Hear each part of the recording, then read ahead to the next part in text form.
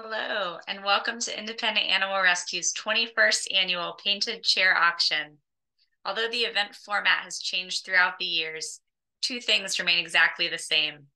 The first is IAR's unwavering commitment to the care of homeless, abandoned, and abused animals in the Triangle area. And the second is that this event is one of our largest and most important fundraisers annually. This year, we have a 2-week-long silent auction event online, and we're so grateful to have you joining us for it.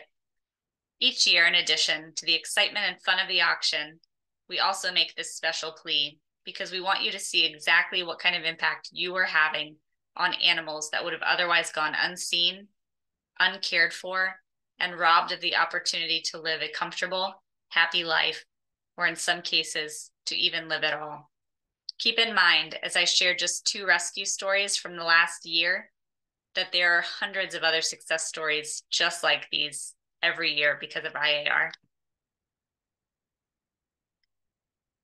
This is Olive. She was estimated to be about 10 months old when she came to IAR in late July. In addition to a terrible case of mange, she was believed to have been left out in the hot sun all summer. She had sunburns all over her skin. Most of her hair was gone, and she would bleed just from being touched. For weeks, she was nearly immobile from the terrible pain. Her sheets and bedding had to be changed twice a day for a month due to the constant bleeding and infection that seeped from her skin and feet. She could barely walk at times because her paws would split open from the wounds that hadn't properly healed. Her face was so sad and so tired in the beginning, but she was always very sweet and just wanted to be loved. She even cried if no one was in sight.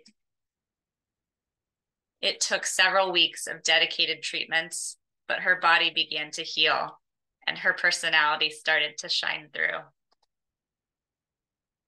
She is now full of energy and loves to run and play. Her foster family tells us that she's particularly excited at the start of each new day and even just a little bit silly as she lets her tongue hang out of her mouth, and they sometimes find a stray flower or two in her mouth after she comes running back inside. What a beautiful transformation for this dog who endured terrible pain and sadness before coming to IAR. Since she required intensive care when she came to us, she hasn't quite met her forever family yet, but she is happy and loved, and she knows she is safe while she waits to meet them. Late last fall, we learned about a woman who had been feeding a colony of feral cats at her rental farm home and had to move. No one would be coming to feed the cats after she was gone, and the county shelter would not be able to offer them for adoption. We were told there were sick and disabled kittens. About 7 were estimated, as well as 25 adult cats. Our foster homes were full at the time, but we knew the kittens would not survive without help, so volunteers went to the property to rescue the kittens. When they arrived, there were cats everywhere. There were kittens drinking out of puddles of oily water, and others were hiding in machinery. Many had eye infections and didn't seem to be able to see where they were going. There were also kittens with leg deformities who were barely able to walk. All were fed, but none had ever received veterinary care or had been spayed or neutered. The volunteers had initially set out to rescue the kittens, but quickly realized there were adult cats in need of medical attention, and they couldn't leave them. We ended up with 27 cats after that first visit. On the way back to the Durham facility, the rescuers called for more help, and they were met by additional volunteers and our veterinarian, who unloaded the cats, made litter boxes, beds, and food and water bowls. Within hours, the cats were being vaccinated, given flea medications, and other medical treatments were started for those who needed them.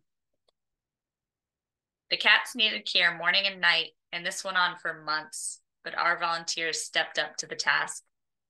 We actually learned of a few more cats that hadn't been rescued on that first trip, and after a second trip, we ended up with a total of 35 cats from the property. We still have a few undergoing extra care, such as limb bracing and eye surgeries. But as they were able to, the cats and kittens went to foster homes, and many have been adopted. This was a huge team effort, and without IAR, these cats and kittens would likely have met a very different fate this past winter. I imagine stories like these may cause mixed emotions for many of you. Maybe you're comforted and energized by feelings of joy and love and goodness that come from hearing these happy endings. Maybe you're overwhelmed by sadness. It's hard just knowing that these things happen every day and that not all are so fortunate as to be seen and saved in time. If you're here watching this, you're someone who believes that all animals deserve to be treated with compassion and dignity. And you've probably had moments of comfort and peace hearing rescue stories like these, and also moments of despair, wondering why so many continue to suffer. And we don't have a good answer for that. But what we do have is hope that things can be better. These animals give us this hope. Our volunteers give us this hope. And you give us this hope, because we couldn't do any of this without your support.